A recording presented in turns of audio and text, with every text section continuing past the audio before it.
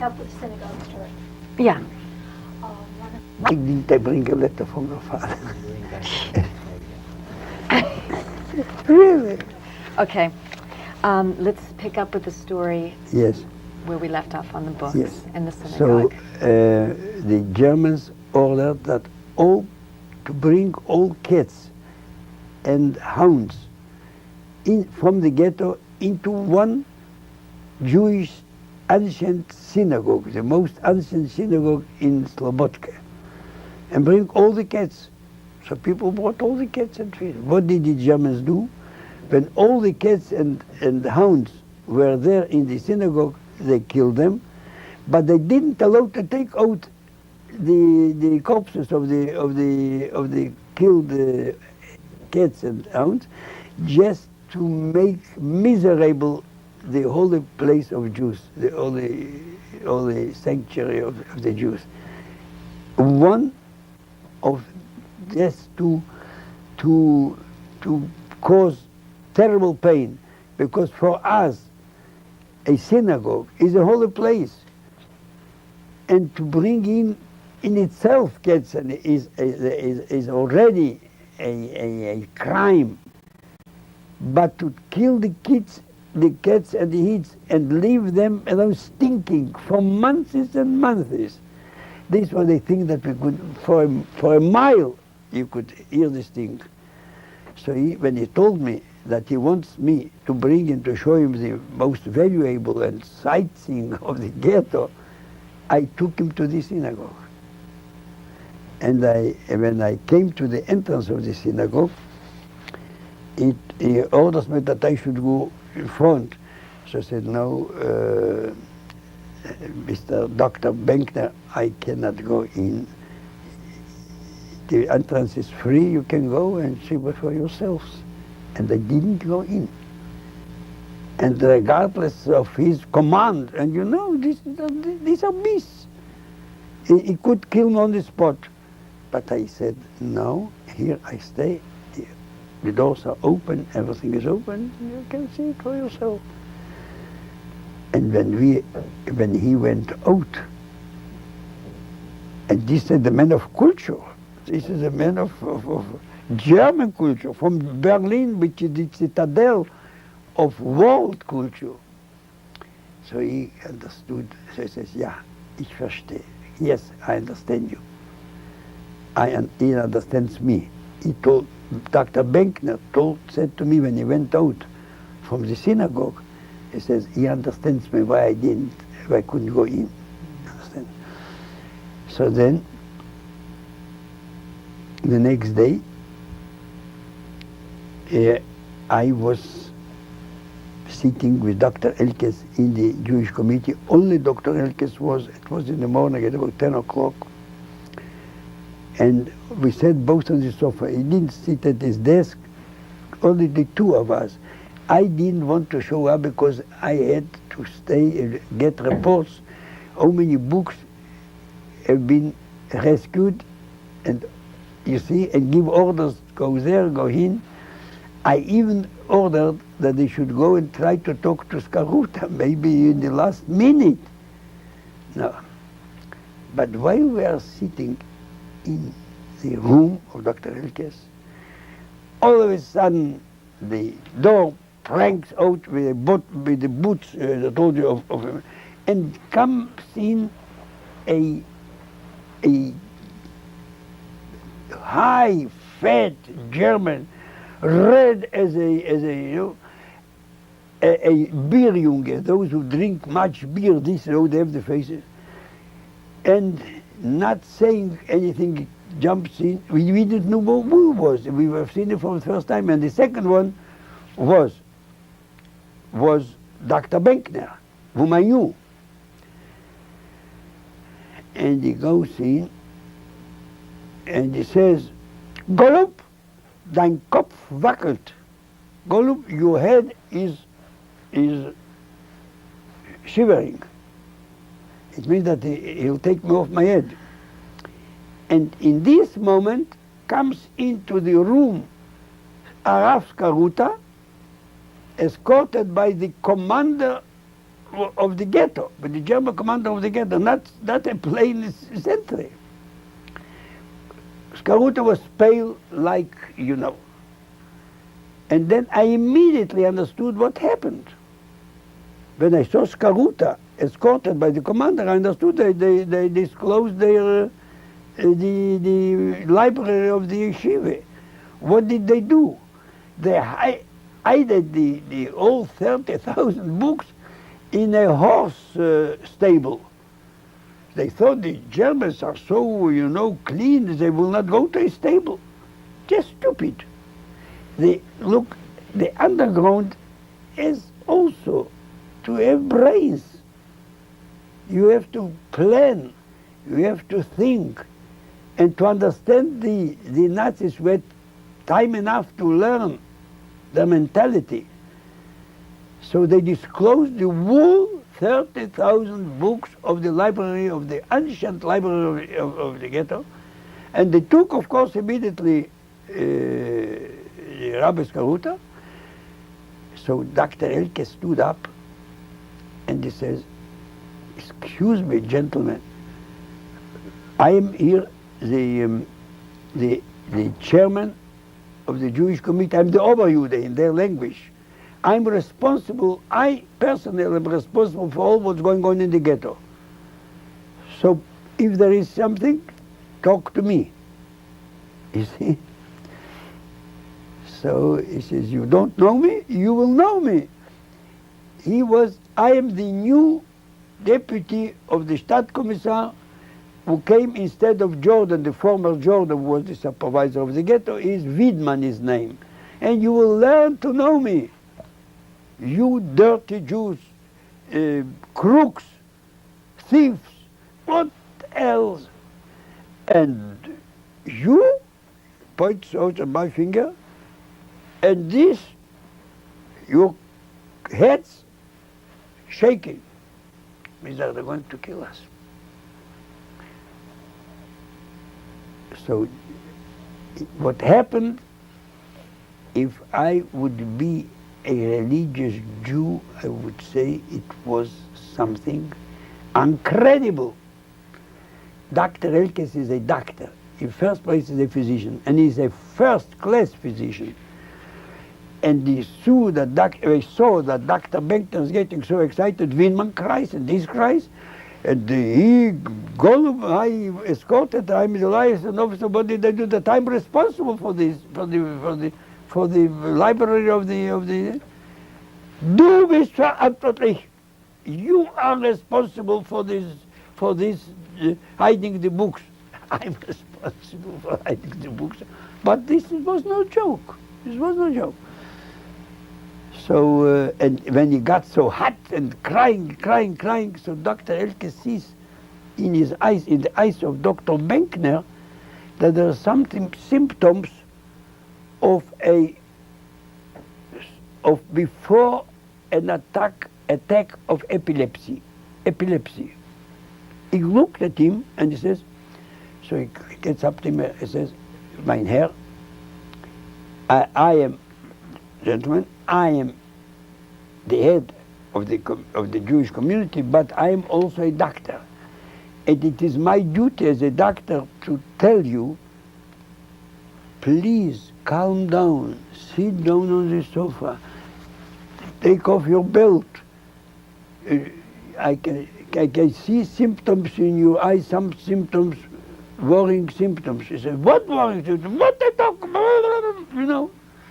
So he says, "I'm a doctor, and what I can see is in your eyes are signals of a immediate attack of epilepsy.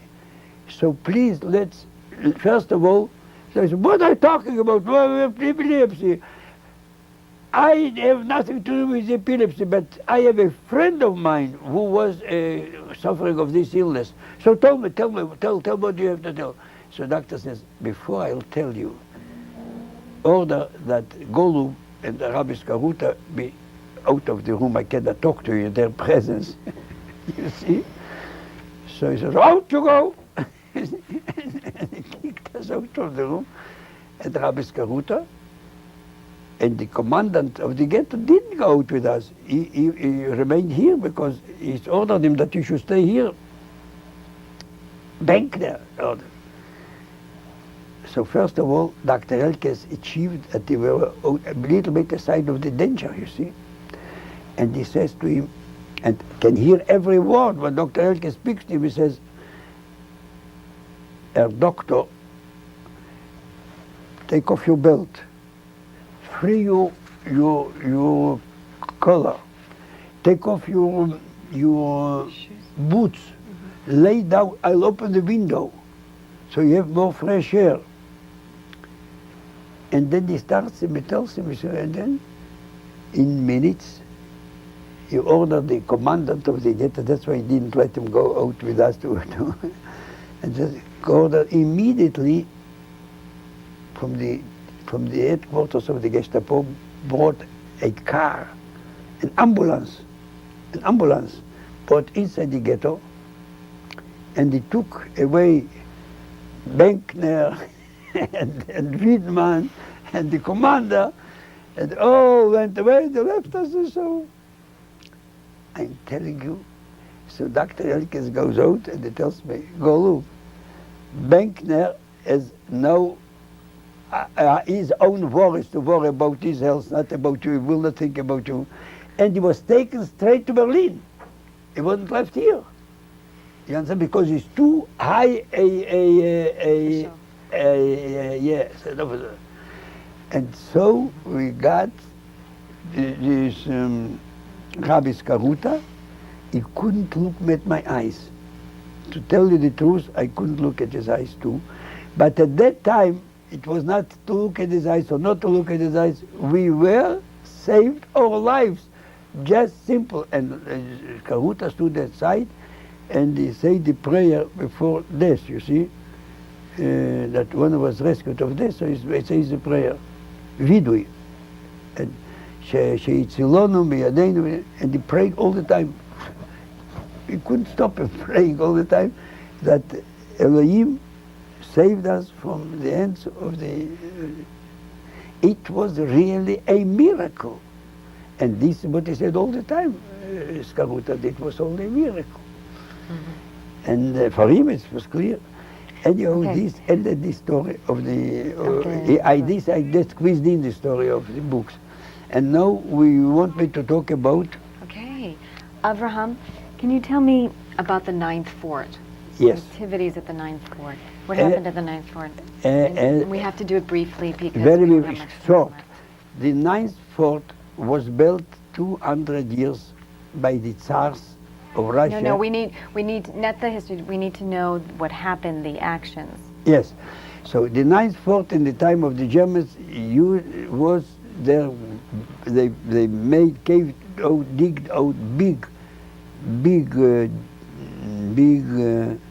Ditches or big holes?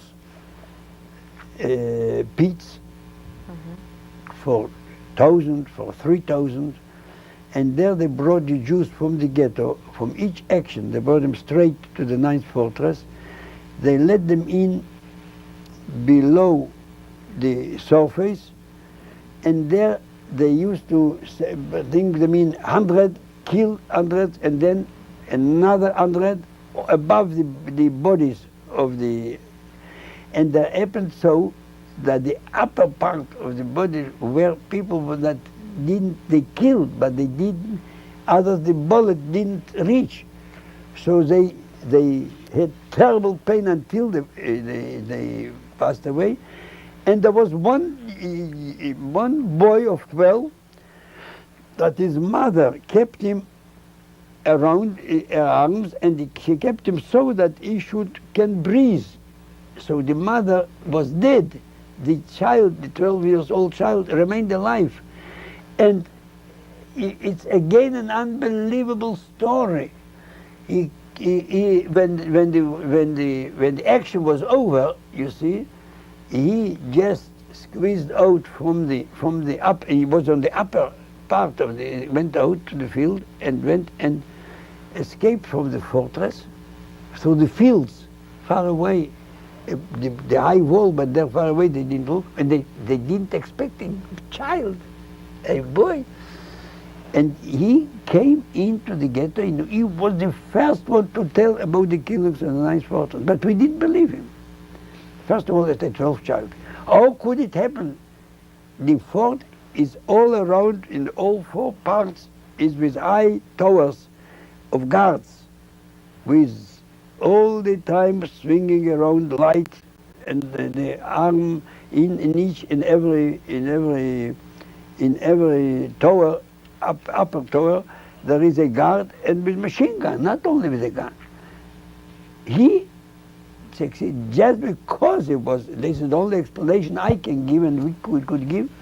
The boy came thanks to the mother who kept him so, and she wanted that he should have enough space to breathe and to live. And so he remained alive, and I tell this brief, he was the only one we didn't believe.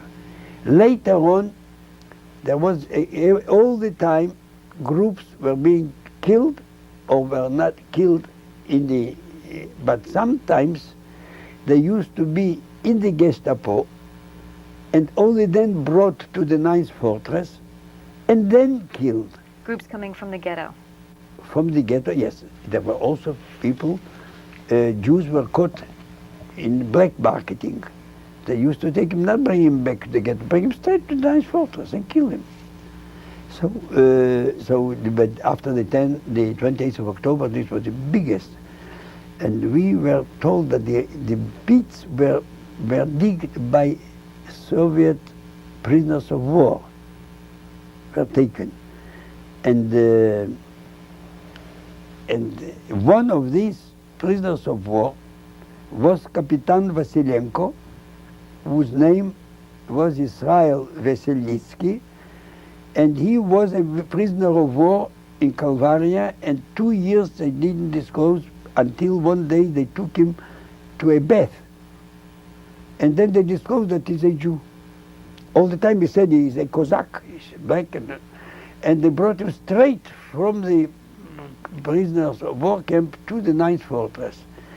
And then it was already in 1943 when the Germans were in retreat, so they wanted the order to dig out from the pits the corpses, those that says burn them, put them on fire, so that there remain no signs of the cruelty and the murder.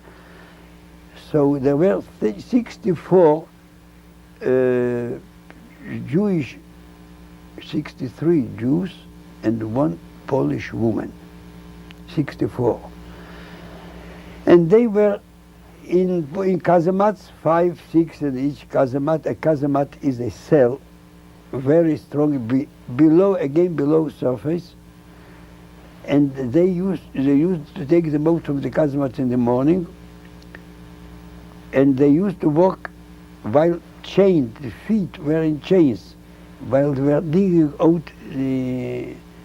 the feet, the corpses.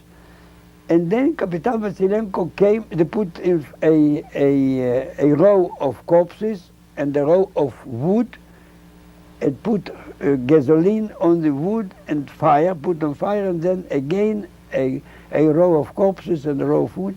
It was a terrible thing. But before putting them on the fire, they used to take out the golden teeth, they would take out, you see, some were buried with their clothes. So they used to find sometimes valuables and so on. 2 kilograms of gold, these 64 brought to the ghetto after I'll tell you they escaped. It was a very legendary escape. So Vasilenko said, from this fort, no one of us can go out alive unless we try to escape. So they told them that from the fortress, 150 years, nobody succeeded to escape. But he was a specialist for fortifications, and he just knew all. To cut a long story short, very short, he worked out a plan, and he led all the 64 on the night of Christmas, from the 25th of December 1943. They bribed they took, of course, they killed the watchman, and they killed the other one. Since we are short in time, Right. they succeeded to take out all the 64. They prepared ladders from linen, you know, because the outer wall was 6 meters high. So they prepared the ladders and in order that they should not be recognized, they went in groups of 5, 6, and keeping aside a white linen. So it was the snow and the white linen, so they were not, nobody could see them, you understand? And those reached the outer wall, and they passed over, and when they all were outside, which was the first time in the history of the fortresses that escaped, the group, the Jews, those who were from the ghetto, they said, we have to come to the ghetto, and in the ghetto, the underground will bring us to the Vilna forest, as you know. Capitan Vasilenko was strongly opposed. We just went out from behind the walls to go into beyond barbed wire. It's senseless, but he then committed. And when he came, so I was waken up immediately at 2:30 in the midnight, and Chaim Yelin, and we took Vasilenko, the captain, who was the leader of the rescue, and we sat at the Pnina's dwelling. She was already out of the ghetto, so I could take the key, and we sat all the night, while one of our underground, Zionist underground, was on the outlook, and we heard all the night the story of the escape from the Ninth Fortress, which is a legendary story, but is unbelievable. But this is the story that I heard with my own eyes, in the presence of Chaim Yelin, from Capitan Vasilenko. He passed away only half a year ago in Vilna. I invited him to come to Eretz Israel. He has relatives in Eretz Israel. And this is the story of the escape from a legendary escape from the Ninth Fortress. Now I have to tell you also But the story. your own escape. Do we Right have any before time that, or tape? before I must tell you about the Mek story. Mek was a regular boy in the ghetto. He was a jeweler.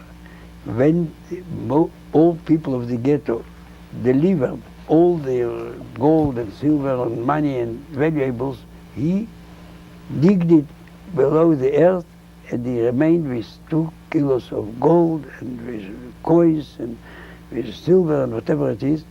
And he tried to escape from the ghetto. He was in a contact with a Lithuanian group that promised him to take him through the Baltic Sea to Sweden and paid a lot of money, but they had to go through the ghetto. So he tried, he and another friend of him, to go through the barbed wire. They cut over the barbed wire, but he was a very short, couldn't see from afar, you see. How do you call it? He couldn't see from a short-sighted? Yes. So he cut the barbed wire, and we went out. He just jumped on the commander of the ghetto, Fleischmann. Okay. And if this is not enough, he took out a gun from his pocket and says, "Commandant, get away from here, otherwise I'll shoot." He didn't finish the word, and the commander had already his hand with his gun and everything, and it was a mess in all the ghetto. Immediately all the ghetto was surrounded by machine gun from the Gestapo, and military and police and whatever you say. The Germans brought him to the commander of the ghetto, and they wanted him to disclose. The other one who was with him, he retreated inside the ghetto and disappeared. Right. And they wanted from Mek, the name of the man was Mek, and they wanted from Mek that he should disclose who was the second man that retreated but disappeared. They bet him off. It was just when when we came, so what did they do? They didn't succeed in getting the name, so they called as hostages took the Jewish committee. It means Garfunkel and Goldberg, and Dr. Elkes was sick in bed for 8 months. He had a very hard rheumatism. So the secretary should come. So they took me. So we 3 of us came. We were brought to the commandant of the ghetto, and the first thing that they wanted us that we should impose upon Mac that he should disclose was the second word. We had an iron rule in the ghetto: not one Jew be handed over to the Germans by us. So we kept quiet. When I saw Mac at the commandant's office, you couldn't recognize a person because all he had was a piece of flesh. You hardly could see his eyes. So was he beaten. And mind you, Mac was not a member of the underground, not of the Zionists, and not of the communists. He was a plain man. But he did not disclose more. They beaten and beaten and beaten, and he didn't open his mouth. So then he said, Okay, Avraham, we have to stop here. I'm sorry. yes, We'll have to pick up. what to pick up? We have to pick up later. Good. I'm told that we have to stop at this story. Good.